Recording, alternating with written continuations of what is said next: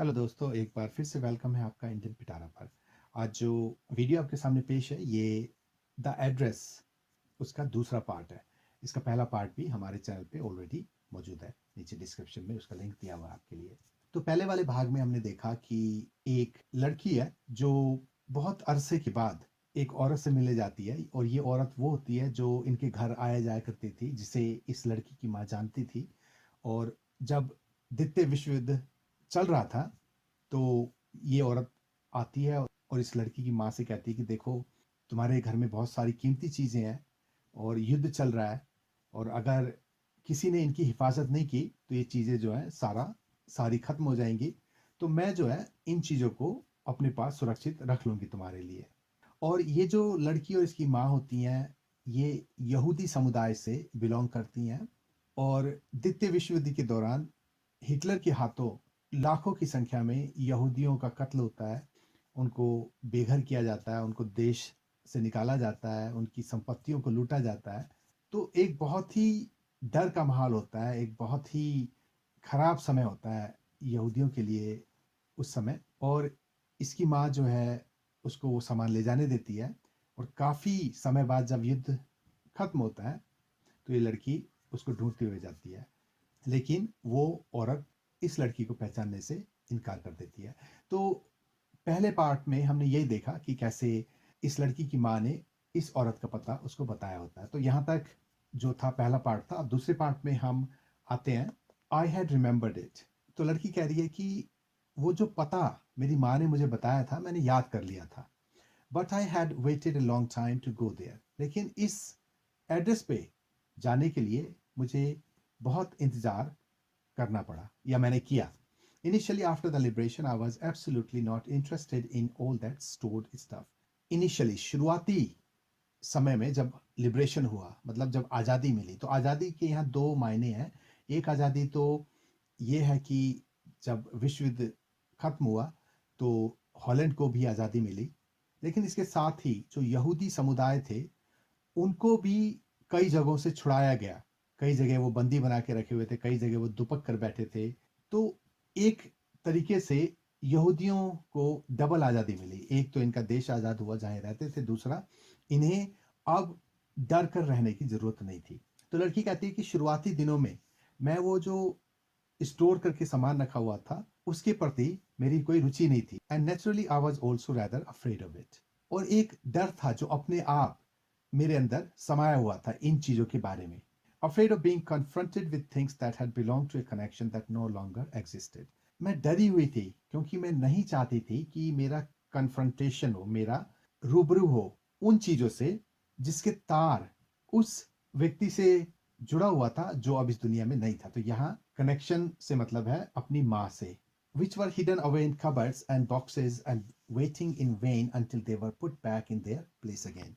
और ये जो चीज़ें थी ये शायद कहीं छुपी हुई थी, कबर्ड्स, अलमारियों में, बक्सों में, और बिना किसी प्रयोजन के, बिना किसी काम के वेन ये कहीं पे ऐसे ही फैले हुए थे जब तक कि इन्हें अपनी पुरानी जगह मिल नहीं जाती। तो मतलब ये जो चीज़ें थी उसे इतना प्यार तो किसी दूसरे ने नहीं दिया होगा ना जितना इन्हें मेरी माँ की जगह पर मिला हुआ था।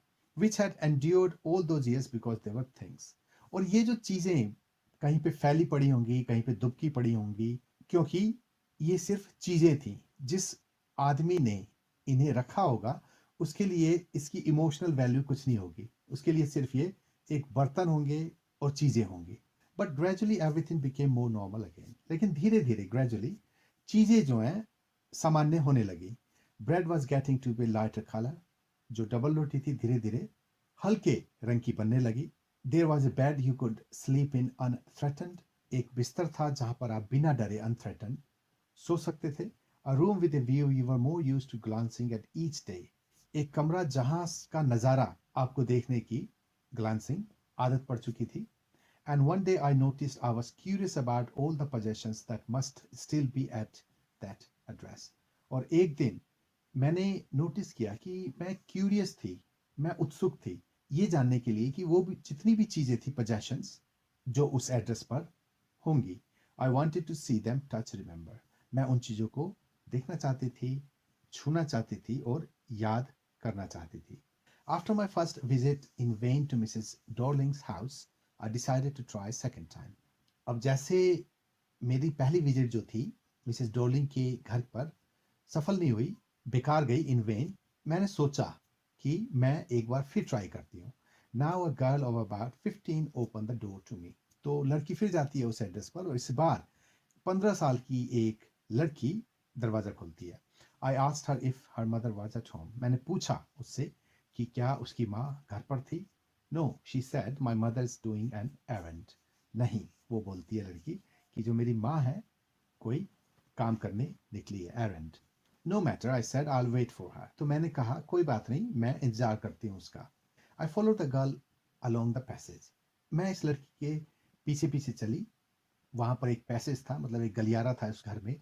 And old fashion iron Hanukkah candle holder hung next to a mirror. और वहां पर एक शीशे के पास एक पुराने किस्म का ओल्ड फैशन लोहे का बना हुआ हनुका. हनुका ये एक त्योहार होता है यहू जूइश, जिसमें लाइटें वगैरह जलाते हैं. तो उसमें यूज किए जाने वाला एक मोमबत्ती का जो होल्डर होता है वो रखा हुआ था. We never used it because it was much more cumbersome than a single candle stick. तो ये जो नरेटर है, जो लड़की है, ये पहचान जाती है कि ये तो हमारा वाला हनुका है. और वो कहती है कि हम इसे कभी यूज नहीं करते थे क्योंकि ये यूज करना बहुत मुश्किल हो जाता था, कम्बरसम. इसको पकड़ना या इस पे कैंडल रखना, ये सारी चीजें, क्योंकि एक मोमबत्ती जलाना कई आसान होता था. और क्योंकि हनुका में बहुत सारी मोमबत्तियां लगती हैं तो हम इसे इतना यूज करते नहीं थे. Won't you sit down, asked the girl. बैठोगी नहीं, उस लड़की ने पूछा. She had open the door of the living room and I went inside past हर.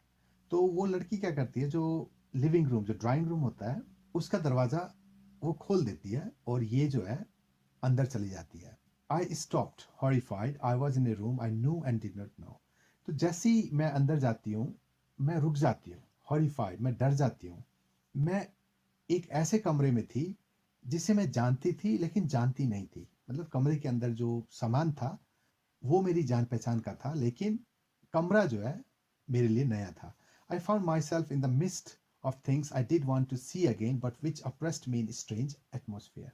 मैंने उस कमरे में अपने आप को उन चीजों के बीच में मिस्ट पाया जिसे मैं फिर से देखना चाहती थी, लेकिन उन चीजों ने मुझे दुखी किया, ऑप्रेस्ड, क्योंकि ये एक बहुत ही अजीब माहौल में थी, स्ट्रेंज एटमोसफियर. और because of the tasteless way everything was arranged. और ये भी हो सकता है कि मुझे उस कमरे में जाना अच्छा नहीं लगा क्योंकि जो चीजें थी हमारी वो बहुत ही बेढंगी तरीके से, टेस्टलेस, वहां पे रखी हुई थी. Because of the ugly furniture और the muggy smell that hung there. शायद इसलिए भी था क्योंकि वहाँ का जो फर्नीचर था वो बहुत ही बुरा था, अगली, और मगी स्मेल आ रही थी. मतलब जो एक उमस से निकलने वाली जो स्मेल होती है वो वहां से आ रही थी. आई डोंट नो, मुझे नहीं पता क्या बात थी, but I scarcely dare to look around me. लेकिन मैंने बहुत ही स्केर्सली, मतलब थोड़ा थोड़ा करके जरूरत की, डेयर, कि मैं अपने आसपास देख सकूं. The girl moved a chair. लड़की ने एक कुर्सी खिसका दी थी बैठने के लिए. I sat down and stared at the woollen table cloth. मैं बैठ गई. उसके बाद मैंने जो ऊनी टेबल का कपड़ा था वहां पर मैंने नजर लगाई. स्टेड. I rubbed it. उसके बाद मैंने उसे छुआ. My fingers grew warm for from rubbing. और जो मेरी उंगलियां थी वो हौले हौले छूने से गर्म हो रही थी. I followed the lines of the pattern. उसके बाद उसमें जो लाइनें थी टेबल क्लॉथ पे, उसका जो पैटर्न था, जो डिजाइन बने हुए थे, उस डिजाइन पे मैंने अपनी उंगलियां फेरी. Somewhere on the edge there should be a burn mark that had never been repaired.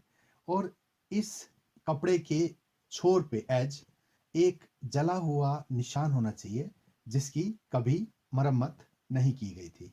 तो लड़की को सब याद है कि कहाँ पे क्या होना चाहिए. My mother will be back soon, said the girl. मेरी माँ जल्दी ही वापस आएगी, उस वो लड़की कहती है. I have already made tea for her, will you have a cup. मैंने उसके लिए चाय पहले से ही बना ली है, क्या तुम भी एक कप लोगी? Thank you. तो ये कहती है हाँ. I looked up. The girl put cups ready on the tea table. उसके बाद मैंने ऊपर देखा तो ये जो लड़की थी वो टी टेबल पर कप्स रख रही थी। She had a broad back, उसकी भी जो पीठ थी वो बड़ी थी, जस्ट लाइक हर मदर, जैसे कि उसकी माँ की थी। She poured tea from a white pot, उसने सफेद बर्तन से चाय डोली। All it had was a gold border on the lid, I remembered. और जहां तक मैं जानती हूँ इस बर्तन पे एक सुनहरा बॉर्डर था, मतलब इसकी बनावट में एक चीज वो भी थी। She open the box and took some spoons out, उसके बाद उसने एक बक्सा खोला और उससे कुछ चम्मच बाहर निकाले। That's a nice box, I heard my own voice, बहुत अच्छा बॉक्स है, मैंने अपनी ही आवाज सुनी। It was a strange voice, ये बहुत ही अजीब सी आवाज थी। एज दो each sound was different in this room, ऐसा लग रहा था कि जो आवाजें भी आती हैं इस रूम में वो भी अलग अलग आती हैं। Oh, you know about them. She had turned around and brought me my tea. अरे तुम इनके बारे में जानती हो? वो घूम चुकी थी और मेरे पास चाय लेकर आ गई थी। She laughed. वो हंसी। My mother says it is antique. मेरी माँ कहती है कि ये एंटीक है, मतलब पुराना है पर कीमती है। We have got lots more. She pointed round the room. See for yourself. हमारे पास ऐसे बहुत सारे हैं। उसने pointed round, उसने चारों तरफ दिखाया कमरे में और बोली, अपने आप ही तुम देख सकती हो। I had no need to follow her hand. मुझे उसके हाथ के पीछे पीछे देखने की जरूरत नहीं थी। I knew which things she meant. मैं जानती थी वो किन चीजों के बारे में बात कर रही है। I just looked at the still life over the tea table. और फिर मैंने जो टी टेबल थी वहां पे रुकी हुई जो लाइफ थी, जो जीवन था, वहां देखा। As a child I had always fancy the apple on the pewter plate. जब मैं बच्ची थी तो मैं हमेशा जो प्यूटर प्यूटर टिन जस्ता जैसे धातुओं से बना होता है, एक धातु होता है ये भी, तो उस पे जो बनी हुई सेब की तस्वीर थी वो मुझे अच्छी लगती थी, फैंसीड। तो यहाँ पे जो नरेटर है उसको जो भी चीजें दिख रही हैं या दिखाई जा रही हैं वो उन सब के बारे में जानती है, क्योंकि वो उसी के साथ उसका बचपन बड़ा हुआ था। We use it for everything she said, हम इसे हर चीज के लिए यूज करते हैं, उस लड़की ने कहा। Once we even ate off the plates hanging there on the wall, एक बार तो हमने वो जो प्लेटें लगी हुई हैं दीवारों पे उसमें भी खाना खाया था। I wanted to so much, क्योंकि मैं चाहती थी ऐसा करना, but it wasn't anything special. लेकिन फिर लगा नहीं कि कोई खास बात थी इन प्लेटों में। I had found the burn mark on the table cloth, और जब ये बात कर रहे होते हैं तो उसी वक्त ये जो नरेटर होती है, जो बेटी होती है, इसने उस जले हुए निशान को पा लिया होता है जिसका इसे पता होता है कि वहां पर एक था। The girl looked questioningly at me, उसके बाद वो लड़की मेरी तरफ सवाल भरी निगाह, क्वेश्चनिंगली, से देखती है। Yes I said, you get so used to touching all these lovely things in the house. हाँ, मैंने कहा कि तुम इतनी चीजें जो हैं प्यारी चारों तरफ तुम्हारे घर में, इनको छूने की तुम्हें बहुत आदत पड़ जाती है। You hardly look at them anymore, और इतना छू लेते हो तुम उन्हें कि उसके बाद तुम शायद ही उनकी तरफ देखते हो। You only notice when something is missing because it has to be repaired or because you have lent it, for example. तुम तभी इस बात पे गौर करती हो कि जब कोई चीज खो गई हो, या फिर इनमें से कोई चीज ऐसी हो जो तुमने किसी को उधार में दी हो। एक एग्जाम्पल के लिए अगर मैं बोलूँ तो नरेटर यहाँ कहती है इस लड़की से कि देखो, हाँ ठीक बात है जो भी तुम कह रही हो, कभी कभी चीजें हम तभी मिस करते हैं जब हमारी चीजों में से कोई चीज या तो खो जाती है या हम उसे किसी को रखने के लिए दे देते हैं। तो ये अपने साथ बीती हुई बात को इनडायरेक्टली उस लड़की से कह रही है। Again I heard the unnatural sound of my voice and I went on. और इसके बाद नरेटर को भी लगता है कि जो भी ये बोल रही है ये कोई होने वाली इसकी आवाज नहीं है, ये आवाज जो है वो अननेचुरल है, डिफरेंट है, इसको अपना बोला हुआ ही अजीब लगता है। I remember my mother once asked me if I would help her polish the silver. मैं याद कर सकती हूँ उस टाइम को जब मेरी माँ ने मुझसे कहा था कि ये जो सिल्वर है इसको पॉलिश कर दो। तो सिल्वर से यहाँ मतलब है जो कांटे चमचे जो होते हैं, इनको सिल्वर भी बोला जाता है। क्योंकि बहुत पहले ये सिल्वर के भी हुआ करते थे और इन्हें समय समय पे इन्हें पॉलिश करने की ज़रूरत होती थी ताकि इनकी चमक बरकरार रहे. It was a very long time ago and I was probably bored that day or perhaps I had to stay at home because I was ill. ये बहुत समय पहले की बात है. Probably उस दिन शायद मैं बहुत ही बोर फील कर रही थी और पता नहीं शायद ये वो दिन था जिस दिन मैं घर पे थी क्योंकि मैं बीमार थी. As she had never asked me before. क्योंकि मेरी माँ ने इससे पहले मुझसे कभी नहीं कहा होता कि ऐसा करो. I asked her which silver she meant and she replied, surprised, that it was the spoons, forks and knives. Of course. और जब मैंने उसे कहा कि कौन से सिल्वर की बात आप कर रही हो, तो मेरी माँ को बहुत आश्चर्य हुआ और फिर उसने कहा सिल्वर से मतलब ये जो चम्मचें हैं, स्पून्स, फोक्स जो कांटे हैं और जो नाइफ्स जो चाकू हैं, ये चीजें. And that was the strange thing. और ये सबसे अजीब बात थी. Strange thing, I didn't know the cutlery we ate off every day was silver. कि मुझे पता नहीं था कि जो कटलरी, जो कांटा चम्मच वगैरह जो थे जिससे हम लोग हर दिन खाना खाते थे, चांदी की बनी हुई थी. The girl laughed again. इसकी बात सुन के वो लड़की फिर हंसती है. I bet you don't know it is either. I looked intently at her. मैं शर्त लगा सकती हूँ कि ये बात तुम्हें भी पता नहीं होगी. मैंने उसके बाद उसकी तरफ बहुत ही गौर से इंटेंटली देखा. What we eat with, she asked. हम किसके साथ खाना खाते हैं, उसने पूछा. वेल डू यू नो, क्या तुम्हें मालूम है. She hesitated. वो थोड़ा रुक गई. Hesitated. She walked to the sideboard and wanted to open a drawer. उसके बाद वो साइड का जो एक बोर्ड था, सामान रखने की जो जगह थी, वहां जाती है और उसका एक ड्रॉर जो है खोलती है. I will look, it is here. मैं देखती हूँ, ये यहाँ पर है. आई jumped up. I was forgetting the time. I must catch my train. मैं उसके बाद उठ जाती हूँ और ये जो बेटी है वो कहती है कि मैं भूल रही थी, लेकिन I must catch my train, मुझे अपनी ट्रेन पकड़नी होगी. She had her hand on the drawer. Don't you want to wait for my mother. और ये जो लड़की है उसका हाथ अभी भी ड्रॉर पर होता है और वो कहती है, क्या तुम मेरी माँ के लिए वेट नहीं करोगी, मतलब बिना मिल के चली जाओगी. No I must go. नहीं, मुझे जाना होगा. I walk to the door. मैं दरवाजे की तरफ चल पड़ी. The girl pull the drawer open. और लड़की ने वो ड्रॉर जो था उसको पूरा ही खोल दिया था. I can find my own way. और ये जो नरेटर है, लड़की है, ये कहती है कोई बात नहीं, मैं अपना रास्ता खुद ही ढूंढ लूंगी. As I walk down the passage I heard the jingling of spoons and forks. और जैसे ही मैं उस गलियारे से गुजर रही थी तो मैंने जिंगलिंग, जो चम्मच और कांटे जब टकराते हैं एक दूसरे से जैसी आवाज होती है, वैसी आवाज मैंने सुनी. At the corner of the road I looked up at the name plate. और फिर एक कोने से मैंने उस नंबर प्लेट को देखा, उस घर के.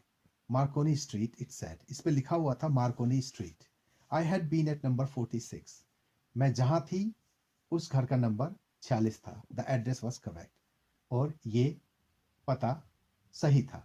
But now I don't want to remember it anymore. लेकिन अब ये जो पता है, मैं इसे जानना नहीं चाहती. I wouldn't go back there because the objects that are linked in your memory with the familiar life of former times instantly lose their value when, severed from them, you see them again in strange surroundings. मैं उस जगह पर अब वापस नहीं जाऊंगी. और इसलिए नहीं जाऊंगी क्योंकि जो चीजें आपकी उन यादों से जुड़ी होती हैं, जो यादें आपके पहले समय की होती हैं, जैसे कि यहाँ पे इस लड़की की यादें उसके बचपन से जुड़ी हुई हैं, चीजें उसकी बचपन से जुड़ी हुई हैं. जब इन चीजों को, जो कि सिवेड, उनको काट कर अलग कर दिया गया होता है और फिर वो चीजें आपको एक अजीब से अजनबी माहौल में मिलती हैं, तो ये यादें अपना महत्व खो देती हैं. And what should I have done with them in a small rented room where the shreds of black out paper still hung along the windows and no more than a handful of cutlery fitted in the narrow table drawer. और फिर लड़की कहती है, अगर ये चीजें मेरे पास आ भी जाएं तो क्या करूंगी मैं उनका उस छोटे से किराए के कमरे में, स्मॉल रेंटेड रूम, जहां पर खिड़कियों पर लगे हुए कागज के टुकड़े जो कमरे को रोशनी या निगाहों से बचाते हैं आने जाने वाले की, और उस जगह पर जहां पर सिर्फ एक मुट्ठी भर कांटे चम्मच, एक छोटे से टेबल की ड्रॉअर में पड़े हों। तो यहाँ पे एक बात ये भी है कि जो चीज़ें हैं उसकी माँ की, और उन चीज़ों को जिन जगह पर रहने की आदत थी, जो घर था, जहाँ पर इन चीज़ों को हर सलीके से सँवार के रखा गया था, पॉलिश करके रखा गया था, प्यार से रखा गया था। तो नरेटर के पास ना तो ऐसी कोई जगह है। वो कहती है कि एक छोटे से कमरे में, जहाँ पर एक छोटी-सी टेबल के छोटे से ड्रॉअर में मैं कुछ चम्मच और काँटे रखती हूँ, वहाँ पर अगर मैं इन चीज़ों को वापस पा भी लूँ, तो क्या करूँगी इनके साथ में? I resolve to forget the address. और ऐसा करके वो कहती है कि मैंने इसका हल ये ढूँढ लिया, रिज़ॉल्व्ड, कि मैं इस पते को भूल जाऊँगी। Of all the things I had to forget, that would be the easiest. और जितनी भी चीज़ें मुझे भूलनी थी या मुझे भुलाना पड़ा, ये उनमें से सबसे आसान होगी। मतलब लाइफ़ में जितनी भी चीज़ें मेरे ऊपर गुज़री हैं, जो मैंने सहा है, उनमें से सबसे आसान ये होगा कि मैं इस पते को अब याद ना रखूँ। तो बहुत ही सेंटिमेंटल स्टोरी है, दिखाती है कि कई बार हम चीज़ों को इसलिए भी भुलाना चाहते हैं क्योंकि ये हमें और दुःख देती हैं और दर्द देती हैं, और इन चीज़ों को हम जितना पास लाने की कोशिश करते हैं, हम उतने ही गम में डूबे रहते हैं। तो ये लड़की कहती है कि कम से कम इन चीज़ों को दूर रख के, इन चीज़ों को भुला के शायद मैं अपनी लाइफ़ में आगे चल के खुश रह सकूँ। तो दोस्तों, ये था इस शॉर्ट स्टोरी का दूसरा और अंतिम पार्ट। होपफुली आपको पसंद आया हो। ज़रूर बताइएगा कैसा लगा, और अगर पसंद आया हो तो चैनल को लाइक और सब्सक्राइब करना ना भूलें। जल्दी फिर मिलते हैं आपसे। तो गुड बाय।